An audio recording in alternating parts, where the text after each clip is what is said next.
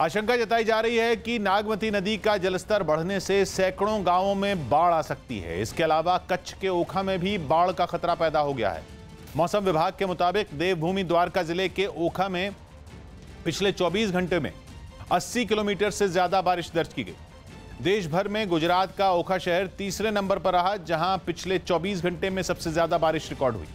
मौसम विभाग का अनुमान है कि मानसून की रफ्तार पकड़ने के साथ मध्य और पूर्वी गुजरात के भी कई हिस्सों में बारिश का सिलसिला शुरू हो जाएगा, जिससे उफान पर बह रही नदियां खतरनाक हो सकती हैं और कई जिलों में भारी बारिश से बाढ़ का संकट खड़ा हो सकता है। पश्चिम बंगाल के दक्षिण 24 परगना में अम्फन तूफान से हुई तबाही के बाद मुआवजा नहीं मिलने से नाराज लोगों का गुस्सा बीडीओ दफ्तर पर फूटा।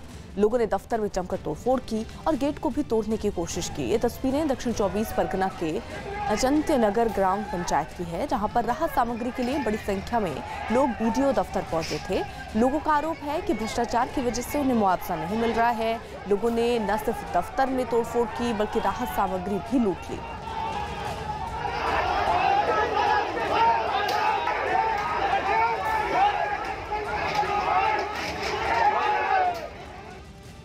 देश भर में पेट्रोल डीजल की कीमतों में लगातार हो रही बढ़ोतरी के खिलाफ कांग्रेस के छात्र संगठन एनएसयूआई ने दिल्ली में प्रदर्शन किया। देश के ज्यादातर हिस्सों में पेट्रोल की कीमत करीब 80 रुपए प्रति लीटर उससे ज्यादा है। इससे नाराज एनएसयूआई के छात्र नेताओं ने दावा ये किया कि अंतर्राष्ट्रीय बाजार में कच्चे तेल की कीमत कम होने के बावजूद सरकार लोगों के ऊपर महंगाई थोप रही है। और इसी का विरोध जताने के लिए एनएसयूआई के कार्यकर्ता दिल्ली में सड़कों पर उतर आए। देश भर में पेट्रोल और डीजल के दाम लगातार बढ़ रहे हैं। आज 16वां दिन है और लगातार पेट्रोल और डीजल के दामों में बढ़ोतरी हुई है। प्रदर्शनकारी एक रिक्शे से कार को खींचकर ले जाते दिखे और दावा किया कि पेट्रोल डीजल की बढ़ती कीमतों की वजह से आम लोगों का गाड़ी चलाना मुश्किल हो गया। नारेबाजी करने वाले कार्यकर्ताओं के हाथों में महंगाई और केंद्र सरकार के खिलाफ पोस्टर नजर आए। बहुत हुई महंगाई की मार, प्रदर्शनकारियों ने कोरोना से परेशान जनता को राहत पहुंचाने के लिए पेट्रोल डीजल की बढ़ी कीमतों को वापस लेने की मांग की। राहत देना तो दूर की बात रही, उल्टा देश की जनता के ऊपर 3 बार कोरोना के समय में ही पेट्रोल और डीजल की कीमतें हैं जो वो बढ़ाई जा रही हैं। मुंबई के मानखुर्द इलाके में एक गोदाम में भीषण आग लग गई। आग बुझाने के लिए दमकल की 8 गाड़ियां मौके पर पहुंच गईं। दमकल के मुताबिक आग में अभी किसी के हताहत होने की खबर नहीं है। तो मुंबई के मानखुर्द की तस्वीर, जहां पर एक गोदाम में यह आग लगी है। हालांकि किस वजह से यह आग लगी ये अभी पता नहीं चल पाया है, लेकिन आग बेहद भयानक। इसको बुझाने का प्रयत्न जो है वो दमकल विभाग के कर्मचारियों के द्वारा हो रहा है। दिवाकर हमारे सहयोगी इस वक्त जुड़ चुके हैं। दिवाकर, क्या साफ हो पाया आग कैसे लगी और अभी क्या कंट्रोल कर लिया गया है आग पर?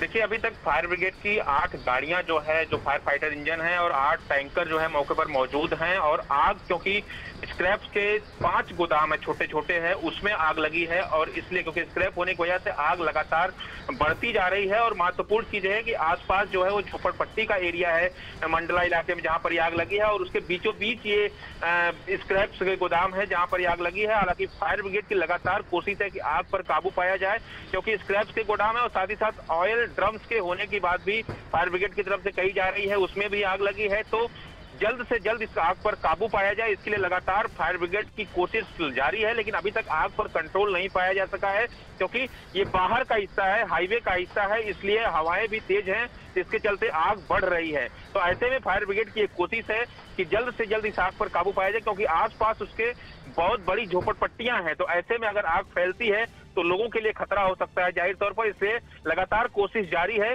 लेकिन लेवल 3 की आग यानी बड़ी आग है, इसलिए फायर ब्रिगेड की और गाड़ियां भी मौके पर पहुंच रही हैं, जिससे जल्द से जल्द आग पर काबू पाया जा सके। लेकिन अभी तक इसमें किसी के हताहत होने की खबर नहीं है।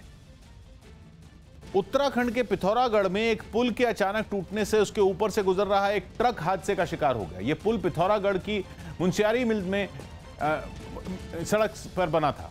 यह वो सड़क है जिसे चीन की सीमा तक बनाए जाने का काम चल रहा है और उसी काम में तेजी लाने के लिए इस ट्रक पर एक खुदाई करने वाली मशीन लादकर भेजी गई। लेकिन जैसे ही ट्रक पुल के बीचों बीच पहुंचा तो पुल एक तरफ झुकते हुए अचानक टूट गया।